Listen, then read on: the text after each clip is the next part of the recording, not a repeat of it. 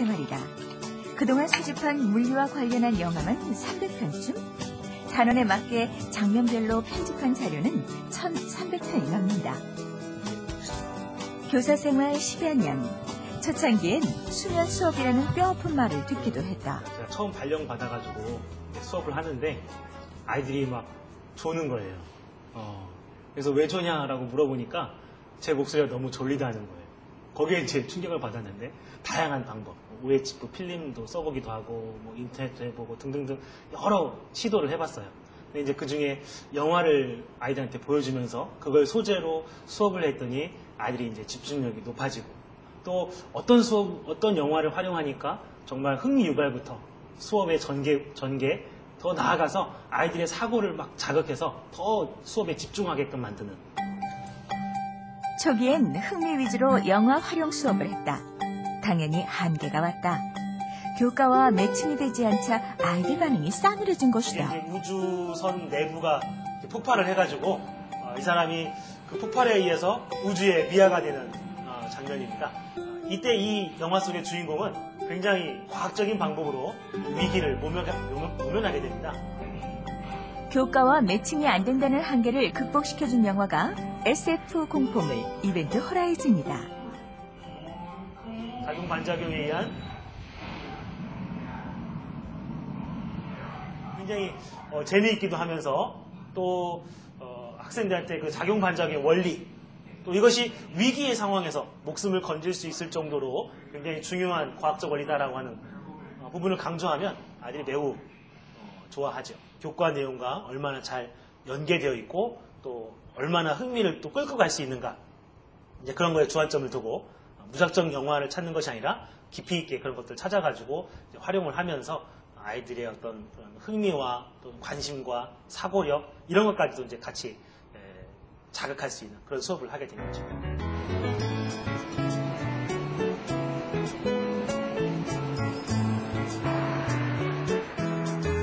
수업이 입소문을 타면서 종종 과학교사들을 대상으로 강의를 한다.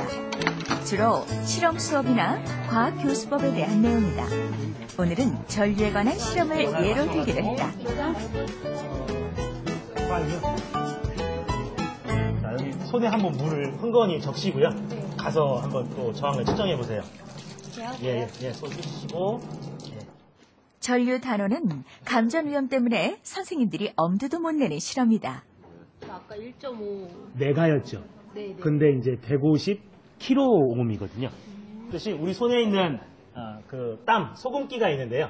여러분들 우리 전기 안전에 대해서 이야기할 때 젖은 손으로 만지지 말라고 이야기하죠. 그 이유가 뭐냐면 젖은 손으로 만지게 되면 우리 몸의 저항이 작아져서 그만큼 똑같은 전압이 걸렸을 때 더 많은 전류가 흐를 수가 있다는 얘기죠. 그래서 강의를 할 때 빼놓지 않는 말이 있다. 첫 번째는 교과서 지식에 의존하지 말라는 것이다. 건전지에 전류계 직접 연결하면 된다고 가르치십니까? 안 된다고 가르치십니까? 안 된다고 가르치죠? 근데 혹시 직접 건전지에 전류계 대어 보신 적 있으세요? 한번 직접 연결해 보세요. 교과서가 틀렸다는 걸 증명하고 어이없어 하는 우리가 선생님들. 교과서에서 가르치는 대로 전류계 고장 나나요? 안 나죠? 네, 멀쩡합니다. 재밌죠, 그죠? 내부 저항이라는 게 있거든요.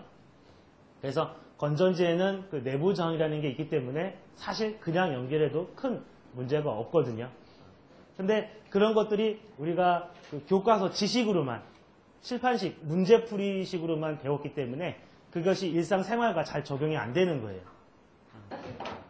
교과서 지식에 의존하지 말라는 말에 이어서 두 번째로 강조하는 말은 암기시키지 말고 스스로 이해하게 하라는 것이다. 가르치다 보면은 교사도 사실 학생도 서로 접근하는 게 어려워하는 과목 부분이거든요. 이 단원 자체가. 그런데 실생활에 처음에 저랑 이렇게 감전 사고 얘기를 하시면서 그러니까 쉽게 접근을 하시고 호기심을 잘 유발을 하시는 것 같아서 실제 수업에서도 이렇게 해야겠다라는 생각이 드네요. 10몇 년 동안 가르치면서 본 그 공통된 특징 중에 한 가지가 뭐냐면 물리를 이해하는 것이 아니라 암기하는 거예요. 그러니까 수업 시간에 물체를 이렇게 들고 있다가 떨어뜨려요. 그러면 이제 그 문제를 예를 가지고 설명을 했어요. 아이들 다 이해하고 다 했어요. 중간고사 시험 문제에 우물에다가 돌멩이 떨어뜨렸다 라고 했는데 문제를 못 푸는 거예요. 선생님은 그냥 땅바닥에 떨어뜨렸는데 시험 문제에서 우물에다 떨어뜨렸다고 해가지고 그 상황만 조금 바뀌었을 뿐이지 똑같은 떨어지는 물체의 운동이거든요. 근데 그거를 같은 원리로 보지 못하는 거죠. 이해를 시키려면 교과서에 나와 있고 문제집에 나와 있는 그런 예로만 하지 말고 그 아이들이 자주 틀릴 수 있는 어떤 그런 상황 같은 게 있거든요. 아이들과 대화도 많이 해보고 아이들 의견 듣다 보면은 아이들만이 가지고 있는 오개념이 있어요. 그런 것들을 끄집어낼 수 있는 상황들을 만들어가지고 제시를 해주는 거예요.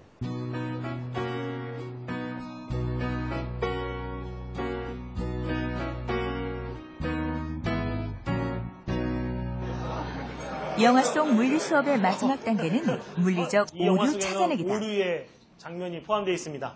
그 오류를 한번 찾아보세요. 잘 보세요. 뻥 찼습니다. 날아가죠. 여기 뛰어난 사람들 많은 것 같아요. 자, 벌써 찾은 것 같습니다. 뭐가 잘못됐죠? 기차가 이렇게 가고 있는 상태에서 사람이 떨어져요. 그럼 어떻게 떨어져야 돼? 그렇죠. 포물선 운동이 됩니다. 기차가 무슨 운동을 하고 있었어? 등속 운동. 그럼 이 사람이 떨 때도 등속 운동하는 건 어떻게 돼야 돼? 계속 유지돼야 됩니다. 아무리 중력이 작용해도 등속, 그러니까 수평 방향과 수직 방향